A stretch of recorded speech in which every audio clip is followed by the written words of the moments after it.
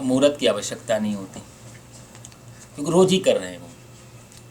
भले ही उसमें हम कुछ मांग रहे हैं भगवान से, लेकिन रोज कर रहे हैं, तो उसमें मुहूर्त की आवश्यकता नहीं। जैसे गृह प्रवेश है, विवाह आदि है, ये जीवन में कभी कभी होते हैं, तो इसके लिए फिर सारी चीज़ें निकाली जाती हैं। तो जितना बड़ा कार्य सकाम, उतना ही ज़्यादा महत्व मुहूर्त का। पर सत्यनारायण की कथा में भी ये प्रश्न आया है। अब हम लोग ढंग से कई बार सुनते नहीं और कई बार सुनाते नहीं, दोनों पक्ष हैं। सत्यनारायण की कथा आप देखो तो बहुत सुंदर बात है, प्रथम अध्याय में ही है ये। शौनकादि ऋषि पूछते हैं कि जो हम कर रहे हैं उसके लिए क्या मुहूर्त है, वो कब करना चाहिए। सत्यनारायण की कथा में प्रश्न आता है, इसके लिए समय क्या है। तो वहाँ बड़ी सुंदर बात सूत जी महाराज के द्वारा मानो भगवान ही कह रहे हैं कि यस्मिन कस्मिन दिने मर्त्यो भक्ति श्रद्धा समन्विता। ये शब्द है, ये श्लोक है पहले अध्याय का। यस्मिन कस्मिन दिने मर्त्यो भक्ति श्रद्धा समन्विता। सत्यनारायण की कथा आप कभी भी सुन सकते हैं। यस्मिन कस्मिन, किसी भी दिन, किसी भी समय, किसी भी स्थान पे। इसी कथा में देखो तो ग्वालवाल वन में भगवान सत्यनारायण की कथा कर रहे हैं। 5वें अध्याय में देखा ना आपने, गाय भी चरा रहे हैं, सत्यनारायण की कथा भी हो रही है, तुंगध्वज की जो कथा आती है। इसी में राजा उल्कामुख नदी के किनारे कथा कर रहा है।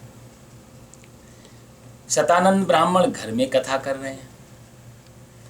कहने का भाव ये है कि स्थान का भी दोष नहीं, वार का भी दोष नहीं, नक्षत्र का भी दोष नहीं, मास का भी दोष नहीं, कोई भी महीने का किसी प्रकार का कोई दोष। यस्मिन कस्मिन दिने मर्त्य, किसी भी दिन इसको पूरा किया जा सकता है। और फिर भगवान कहते हैं फिर 2 कंडीशन है।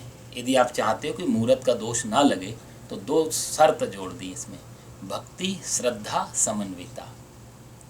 हृदय में भक्ति हो भगवान के प्रति, जो पूजा कर रहे हैं उसके प्रति श्रद्धा हो, विश्वास हो, श्रद्धा कि हाँ ये भगवान है। इन 2 कामनाओं से यदि हम पूजा कर रहे हैं तो वो कभी भी कर सकते हैं यस्मिन कस्मिन। और यदि विश्वास भी पूरा नहीं है, श्रद्धा भी डगमगा रही है, उतना वो भी नहीं है, तो फिर सारी चीज़ों के दोष लग जाते हैं। तो कहने का मतलब ये सारे उदाहरण हमारे शास्त्रों में सभी प्रश्नों के उत्तर बहुत सूक्ष्म रूप से ऋषियों ने बड़ी कृपा करके दिए हैं। पर कई बार, अब हम सत्यनारायण की कथा हम सब लोग ही सुनते हैं, कई बार जीवन में सुनी होगी, पर कभी गौर से देखा जाए तो हर अध्याय में बहुत सारे प्रश्नों के उत्तर हैं। पर हम कथा को ना कहानी की तरह सुनते हैं। एक बार शतानंद नाम का ब्राह्मण बहुत गरीब था, ऐसे कर रहा था, वृद्ध ब्राह्मण के रूप में भगवान आए, उसे कथा कर ले, उसने किया, वो धनवान हो गया। ये कहानी सबको याद है। पर शतानंद कौन है, शतानंद किसको कहते हैं। फिर वृद्ध ब्राह्मण के रूप में आके जो भगवान कहते हैं तो उसने पूछा नहीं कि तुम कैसे जानते हो इसका के बारे में, आपने कभी प्रैक्टिस, उसने क्वेश्चन नहीं किए। उसने कहा जी महाराज जैसा आप कहते हो मैं वैसा करूँगा। और घर जाके उसने श्रद्धा से, वो विश्वास से भर के कि आपने कहा है तो शायद ठीक ही होगा। हमको कोई यदि सॉल्यूशन बताए तो हम उसके आजू बाजू बहुत सारी चीज़ें क्वेश्चन और लगाते हैं, तर्क वितर्क के। बस श्रद्धा और भक्ति तो नहीं आती, ऊपर से और आर्ग्यूमेंट्स आ जाते हैं, तो जो भाव है वो चला जाता है। तो पहला अध्याय कितना अच्छा है कि वृद्ध ब्राह्मण के रूप में भगवान स्वयं बता रहे हैं। वो चाहते तो भगवान चतुर्भुज नारायण के रूप में भी आके बता सकते थे उसे। तो फिर वो भरोसा नहीं कि तो अब साक्षात आप कह रहे हो, तो फिर भरोसा और ना भरोसा का अंतर क्या है। भरोसा वहीं होता है जहाँ संशय करने की भी स्वतंत्रता हो, जहाँ संशय डाउट करने की भी स्वतंत्रता हो, वहीं भरोसा ज़्यादा मान्यता महत्वपूर्ण होता है। तो भगवान स्वयं नारायण के रूप में ना आके वृद्ध ब्राह्मण के रूप में आए कि देखो ये मानता है या नहीं मानता है बात को। समस्या जब बताई इसने, मैंने समाधान बताया, अब इस समाधान के पीछे जाएगा या समस्या को और लंबा करेगा। तो उसने भरोसा किया। दूसरे अध्याय में कलावती लीलावती, तीसरे अध्याय में उनका प्रसंग है, दूसरे अध्याय में लकड़हारे का प्रसंग। एक एक अध्याय को यदि बहुत ढंग से और बहुत एक मन विचार बुद्धि सब लगा के सुना जाए तो बहुत कुछ छुपा होता है इन कथाओं में। पर कथा को कहानी की तरह तो फिर तो उतना ही। तो मुहूर्त की आवश्यकता जरूर पड़ती है, विषय सब्जेक्ट देखना पड़ता है, सिचुएशंस देखनी पड़ती है। एक कथा मैं आपको सुनाता हूँ, आपने मुहूर्त की बात की, मेरे को याद आ रही है। ये इनका नाम मैं भूल गया, काशी विश्वविद्यालय जो हिंदू BHU बना है बनारस में, आपको मालूम है किसी को कि ये किसने बनवाया था? बनारस काशी जो हिंदू विश्वविद्यालय है, काफ़ी फेमस है वो। तो मैं भी थोड़ा सा नाम भूल रहा हूँ, शायद तिलक थे या कौन थे, मालवीय साहब, हाँ जी हाँ जी हाँ जी, मालवीय। तो BHU की स्थापना इन्होंने की थी। थैंक यू मुकेश भैया। तो मालवीय साहब एक बार प्रयाग गए, इलाहाबाद में और अच्छे वक्ता भी थे और भगवान पे बहुत बड़े आस्तिक भी थे। तो इन्होंने बोला जब इलाहाबाद आए हैं तो थोड़ा संगम स्नान कर लिया जाए। और संगम स्नान करने जा रहे हैं तो हमारे प्राचीन बुजुर्गों का ये था कि जब ऐसी जगह जाते थे तो पितृ लोगों के लिए भी थोड़ा शांति पाठ, थोड़ा श्राद्ध कर्म आदि भी कर लिया करते थे। तो उन्होंने बोला जब स्नान करने जाना तो साथ में एक पंडा को भी ले चलते हैं, थोड़ा पूजा पाठ भी करा देगा। तो पंडा बुलाए गए, पंडा आए। मालवीय साहब ने कहा कि तुम हमारा पूजा कराओ? बोला हाँ, हम आपका संकल्प कराएंगे, शांति पाठ करेंगे। तो मालवीय साहब बोले देखो शुद्ध होना चाहिए संस्कृत आपकी, एक ही संघ शुद्ध होना चाहिए। अब मालवीय साहब यदि शुद्धता की बात करें तो पंडा घबराया, क्योंकि पंडा बेचारे, इनको कोई संस्कृत महाविद्यालय से अध्ययन कम ही हो पाता है इनका, इनके तो पैतृक संपदा की तरह होता है। दादाजी करते थे, फिर पिताजी करते थे, फिर घर पिताजी ने सिखा दिया, वो आगे बढ़ती। पंडा जो होते हैं, घाट वगैरह जो होते हैं, इनमें बड़ा फ़र्क है। आपको कभी समझाऊंगा, पंडित और पंडा में बड़ा फ़र्क है। अब पहले नहीं था, पहले पंडा बुद्धि ही पंडित कहलाती थी, लेकिन अब जो है वो काफ़ी भेद है। पंडा एक अलग चीज़ है, पंडित एक अलग चीज़ है। तो पंडा घबराया, मालवीय साहब पूछ रहे हैं शुद्ध तो बड़ा मुश्किल हो जाएगी, लेकिन सोचा चलो देखी जाएगी, होगा। तो मालवीय साहब से बोला हाँ बिल्कुल शुद्ध पढ़ेंगे, आप चिंता मत करो, आप चलो। नाव में बैठे दोनों लोग। अब नाव में मालवीय साहब ने फिर कहा देखो पंडा जी, शुद्ध उच्चारण होना चाहिए श्लोक का, ये ध्यान रखना। तो पंडा बोला हाँ ठीक है महाराज, आप भूले नहीं अभी तक इस बात को। वो भी जोश में संगम पे पहुँचे, गंगा जमुना सरस्वती जहाँ पे हैं वहाँ संगम है, तो वहाँ पे पहुँचे, नाव से उतरे। मालवीय साहब ने स्नान किया। तो मालवीय साहब ने स्नान करके बोला चलो पंडा जी शुरू करो, लेकिन शुद्ध श्लोक होना चाहिए, बिल्कुल शुद्ध श्लोक। तो पंडा हंसा, बोला महाराज आप एक बात बताओ, आप कहाँ खड़े हो? तो मालवीय साहब बोले संगम में। बोला किस किस का संगम है? बोला गंगा जमुना सरस्वती।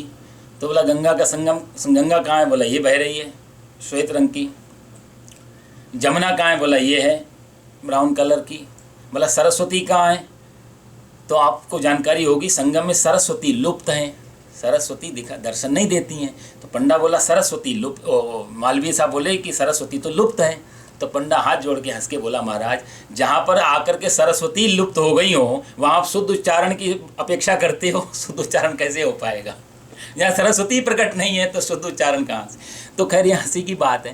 कहने का मतलब इन सब चीज़ों का फ़र्क पड़ता है, उच्चारण का, मुहूर्त का, व्रत, इन सब चीज़ों का बहुत फ़र्क पड़ता है, लेकिन उसकी परिस्थितियाँ बहुत अलग होती हैं हर चीज़ों में।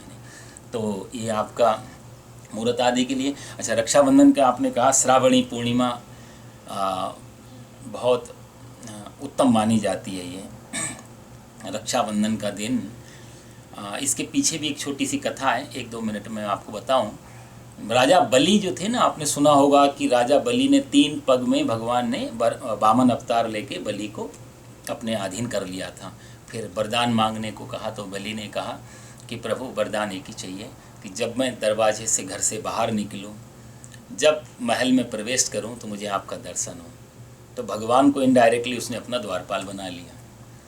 विष्णु लोक खाली हो गया, माता लक्ष्मी को चिंता हुई, बलि के पास पहुंची हैं। वो कथा बहुत लंबी है, श्रीमद् भागवत महापुराण में भी है और विष्णु पुराण आदियों में कथाएं हैं ये। माता लक्ष्मी पहुंची वहाँ पे और राजा बलि को उन्होंने धागा बांधा, और धागा बांधा था वही रक्षाबंधन। जब धागा बांधा तो माता लक्ष्मी इन्होंने बलि ने पूछा कि मेरी आप बहन स्वरूपा हो गई, तो आपने मेरे को रक्षा सूत्र बांधा है, आप बताओ आपको क्या चाहिए? तो माता लक्ष्मी ने कहा कि तुम्हारे द्वारपाल ही हमें दे दो गिफ्ट में, और कुछ नहीं चाहिए, उनके बिना विष्णु लोक अधूरा है। तो भगवान विष्णु को उनसे प्राप्त किया। तब से ये मंत्र बोला जाता है जब बांधते हैं ब्राह्मण आदि लोग कि एन बद्धो बली राजा दानवेंद्रो महाबला तेन त्वामनुवदनामि रक्षमाचल माचल। राजा बलि के इतनी प्रसिद्धि है। आज भी आप देखो, आप कभी गौर किया है या नहीं पता नहीं, कि जो बलि शब्द से एक शब्द निकला उसको बोलते बलिदान। बलिदान शब्द उसी राजा बलि से निकला हुआ है, क्योंकि राजा बलि ने 2 पग में जब पृथ्वी दे दी और विराट स्वरूप विष्णु भगवान ने पूछा कि तीसरा पैर कहाँ रखूं, तो राजा बलि ने कहा था प्रभु संपत्ति से ज़्यादा महत्व संपत्ति के मालिक का होता है, तो 2 पग में आपने मेरी संपत्ति को ले लिया, 1 पग में मुझे भी नाप लो। सरेंडर हो गया था, समर्पित हो गया था। तो भगवान ने तीसरा पैर बलि के सिर पे रखा था, अंगूठा, और कहते हैं भगवान की आंखों से भी अश्रुधारा कि बलि आया तो तुम था मैं तुझे लूटने के लिए, तूने मेरे को लूट लिया, सर्वस्व दे दिया। इसलिए जब तक इस पृथ्वी पे मनुष्यता रहेगी तब तक तेरा नाम दान में सबसे ऊपर रहेगा। इसलिए आज भी सबसे ऊपर का दान, महान शरीर का भी दान को हम लोग बलिदान बोलते हैं। बलिदान शब्द वहीं से निकले। तो ये रक्षाबंधन की बड़ी अच्छी महिमा। एक कहानी छोटी सी और, क्योंकि आनंद का विषय है, देखो ये सब चीज़ें थोड़ी जाननी चाहिए, हमारे त्योहारों का महत्व। तो त्यौहार मनाते समय एक अलग ही श्रद्धा भावना रहती है, थोड़ा महत्व। एक घटना आपको सुनाता हूँ, उसके बाद हम लोग गीता में प्रवेश करेंगे। मिथिला नगरी, जनकपुर, माता सीता की जन्मभूमि, वहाँ पर एक ब्राह्मणी रहती थी। उस ब्राह्मणी के पति का स्वर्गवास हो गया, विधवा हो गई थी। एक बच्चा था उसके पास में, उसका नाम था प्रयाग। मैंने सुना है संतों से, विद्वानों लोगों से कि आज भी जनकपुर से कोई अयोध्या आता है बुजुर्ग, तो अपना जल भर के लाता है रास्ते से। वो मानता है कि मेरी बेटी यहाँ ब्याही गई है, मैं यहाँ का जल भी नहीं लूँगा। प्राचीन परंपराएं, प्राचीन मान्यताएं हैं ये, कि नेपाल का बुजुर्ग आज भी अयोध्या का जल ग्रहण नहीं करता। तो ऐसी मिथिला नगरी में ब्राह्मणी का परिवार में उसका एक पुत्र नाम प्रयाग है। श्रावणी पूर्णिमा आई, रक्षाबंधन का दिन आया, तो सारी बहनें अपने भाइयों को राखी बांध रही थी। प्रयाग ने देखा जगह जगह कि इतना सुंदर सुंदर रक्षाबंधन हो रहा है, भाई राखी बंधवा रहे हैं बहनों से। तो बेचारा अपनी माँ के पास गया, उसने बोला कि माता आज ये क्या है, कौन सा त्यौहार है? तो बोला आज रक्षाबंधन है बेटा। क्या होता है? बोला बहनें अपने भाइयों के हाथ में राखियाँ बांधती हैं। तो फिर माँ मेरे हाथ में किसी ने राखी क्यों नहीं बांधी? बोला तेरी कोई बहन नहीं है। प्रयाग ने कहा कि माँ मेरी बहन नहीं, अब 9 वर्ष की उम्र उसकी। बोला माँ मेरी बहन क्यों नहीं? सबके आँख हैं, नाक है, कान है, मुंह है, मेरे भी हाथ पैर नाक मुंह कान है, तो सबकी बहनें हैं, तो मेरी बहन क्यों नहीं? अब माँ बेचारी कैसे समझाए बच्चे को। पीछे ही पड़ गए प्रयाग, बताओ ना मेरी माँ मेरी बहन क्यों नहीं है, बताओ मेरी बहन। तो माँ ने भी इसी भरोसे में, चलो बच्चे को समझाना है और मिथिला में रहती है, तो बोला तेरी भी बहन है बेटा, मैं बताना भूल गई थी, बहुत पहले उसका विवाह हो गया था। अच्छा तो मेरी बहन का नाम क्या है? बोला तेरी बहन का नाम है सीता। अच्छा कहाँ रहती है? बोला वो अयोध्या में रहती है। और सुन तेरे बहनोई का नाम है राम। छोटे बच्चे के हृदय पे बहुत जल्दी शब्दों का बहुत प्रभाव होता है। प्रयाग ने कहा अच्छा, तो मिलने बोला नहीं वो थोड़ा व्यस्त हैं, बड़े लोग हैं ना आपके बहनोई, बहुत बड़े आदमी हैं, तो थोड़ा अपने काम में व्यस्त हैं, आ नहीं पाते। प्रयाग ने बोला कि माँ फिर मैं मिलने जाऊंगा उनसे। तो जिद पकड़ दी, तो माँ बोली अभी नहीं, जब तू बड़ा हो जाएगा तेरे को लेके मैं चलूंगी साथ में, अभी नहीं। प्रयाग ने सुन लिया लेकिन कोई उत्तर नहीं दिया।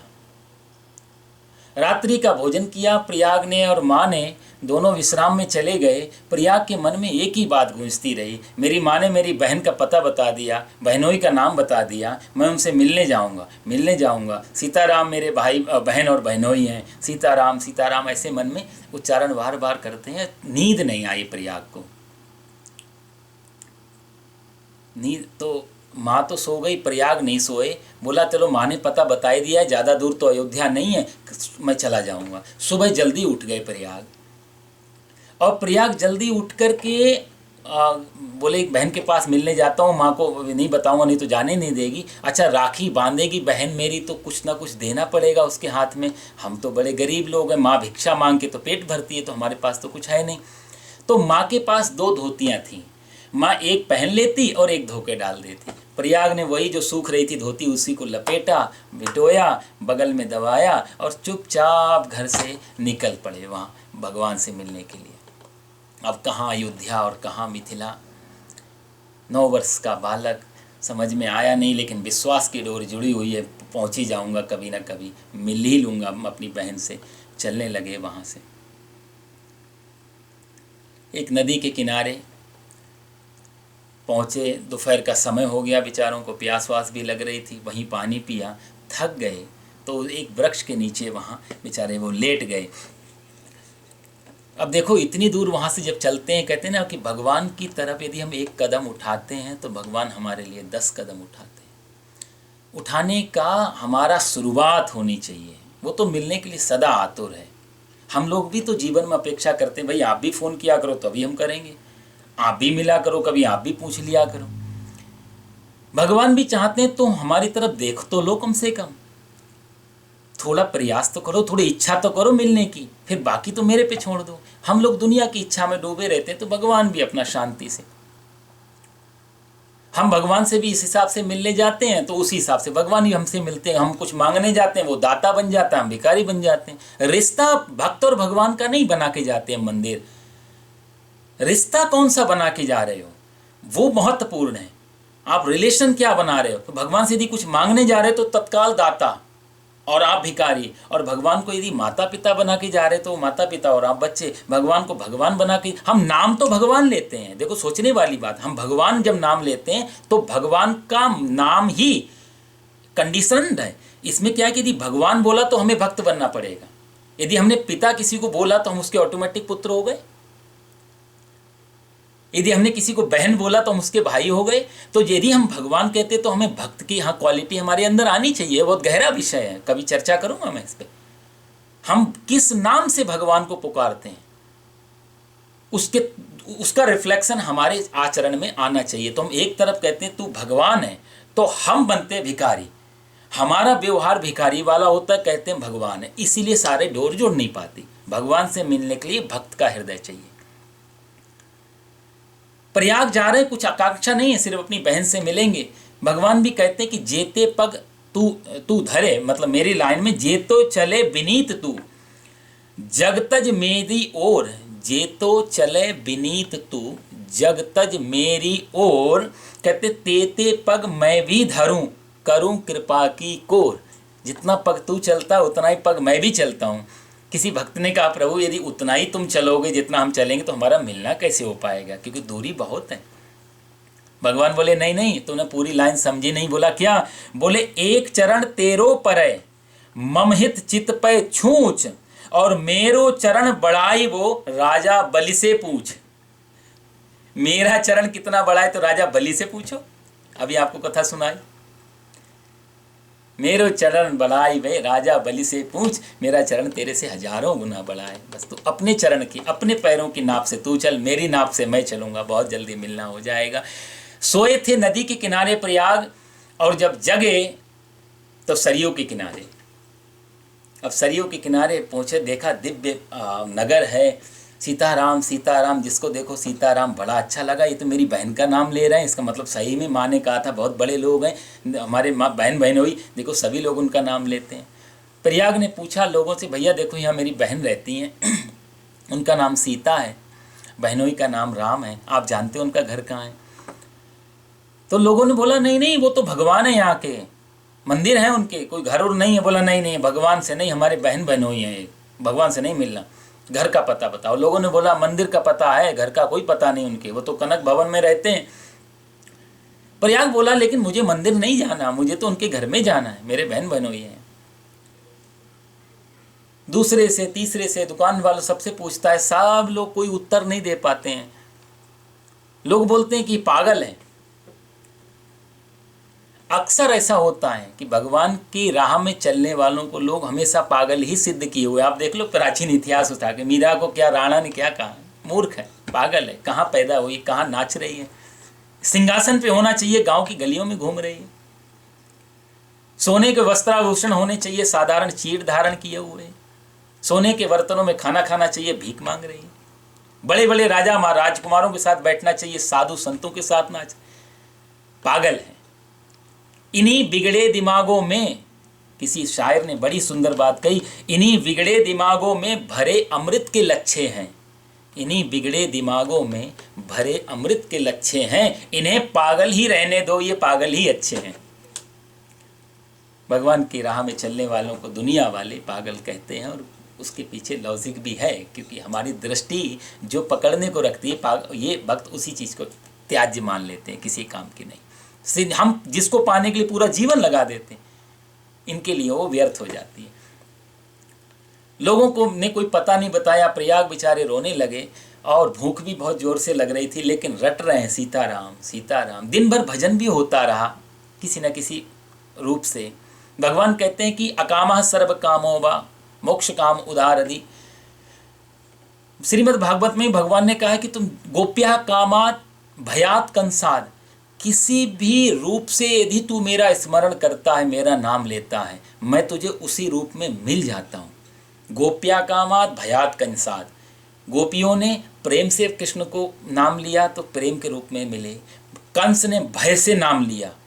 कंस हर समय दाल में जीरा भी दिखता था तो कृष्ण बोल के चिल्ला पड़ता था। 24 घंटे कंस को कृष्ण की याद आती थी, शत्रु की दृष्टि से। भगवान रिश्ता क्या है वो ज़्यादा महत्वपूर्ण नहीं, याद कितनी गहरी है वो ज़्यादा महत्वपूर्ण है। और आपको एक बात बताऊं, मित्र से ज़्यादा याद हमें अपने शत्रु की आती है। मित्र को तो कभी कभी हम भूल भी जाएं, पर किसी ने यदि हमारा अपमान किया हो, चोट गहरी हृदय पे लगी हो, तो वो आदमी भी सपने में भी भूला नहीं जाता। यदि शत्रुता ज़्यादा गहरी याद है, रावण और कंस ने शत्रु भाव से परमात्मा को याद किया तो उसी भाव से परमात्मा मिले। जिस भाव क्या है वो महत्व, याद कितनी गहरी है, बहुत महत्वपूर्ण है।